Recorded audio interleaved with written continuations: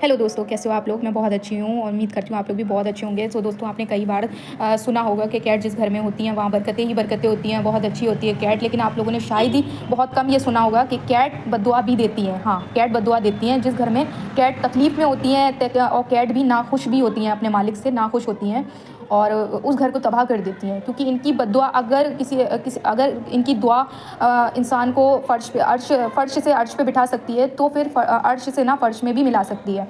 तो यही है, कैसे पता करें कि आपकी कैट बद्दुआ दे रही है, नाखुश है?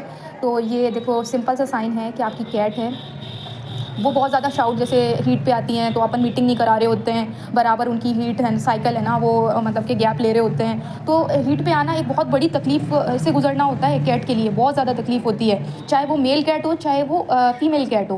क्योंकि नॉर्मल सेम ह्यूमन वाला होता है। अभी अपन के पीरियड्स आते हैं तो अपन भी किस तकलीफ़ से गुजर रहे होते हैं, अपन के बॉडी के अंदर क्या चल रहा होता है वो सिर्फ अपन ही जान सकते हैं, ठीक है। और अपन कितना फ्रस्ट्रेट होते हैं, लोगों पे गुस्सा निकाल रहे होते हैं और बहुत सारी चीज़ें होती हैं। तो सेम कैट्स का भी वही होता है। अगर अपन उनकी मीटिंग नहीं करा रहे हैं और उनको तकलीफ़ हो ही रही है ना, तो वो तकलीफ़ में क्या करेगी? वो बद्दुआ ही देगी, ज़ाहिर है। और इनकी दुआ और बद्दुआ तो रद्द ही नहीं हो सकती। वो आपको अमीर बना दे और फ़कीर बना दे, ऐसी होती है बद्दुआ। तो टाइमली आप इनको न्यूट्रल कराओ, इनका ऑपरेशन कराओ, मस्ट है।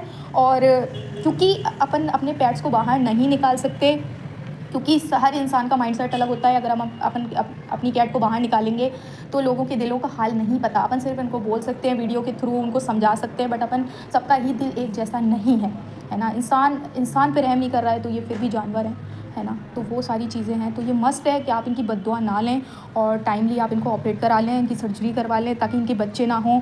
और क्योंकि बच्चे होने में भी बहुत तकलीफ़ झेलती हैं। कई सारी कैट्स हैं जो बर्थ देते टाइम मर गई, डेथ हो गई। सेम इनका वही सर्कल होता है, इनके भी पेन होता है, ये भी सब इमोशंस फ़ील करती हैं। इनके भी पीरियड दर्द होता है, इनके भी पीरियड सारे होते हैं। बस डिफरेंट ये होता है कि इनके इंटरनली पीरियड होते हैं। मेल कैट का ये रहता है हीट, ये तो एनी टाइम हीट पर रहते हैं, स्प्रे करना।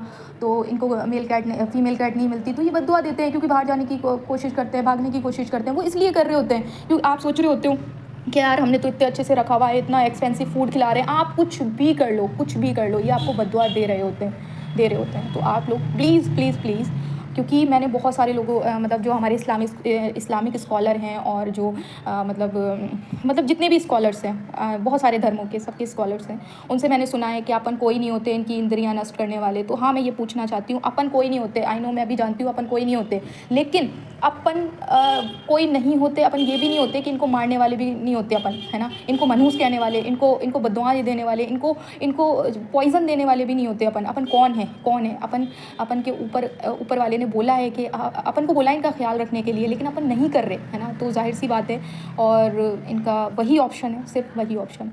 Thank you so much. I hope कि आप लोग मेरी बात को अंडरस्टैंड करें, मेरी बात को समझें। और ये बहुत इस्लामिक बात है और हर धर्म में ये बात है कि अगर आप किसी भी पेट्स पे जुल्म करते हो तो उसकी बद्दुआ से बचना नामुमकिन है। हर धर्म का ग्रंथ उठा लो, आप कुछ भी उठा लो, आप बाइबल उठा लो, आप कुरान उठा लो, आप कुछ भी कोई भी इस्लामिक जो अपना बुक है, आप कुछ भी उठा लो और किसी भी धर्म की आप लेकर आ जाओ, उसमें जानवरों को लेकर बहुत स्ट्रिक्टली मना किया है कि आप इन पे जुल्म ना करें। So thank you so much.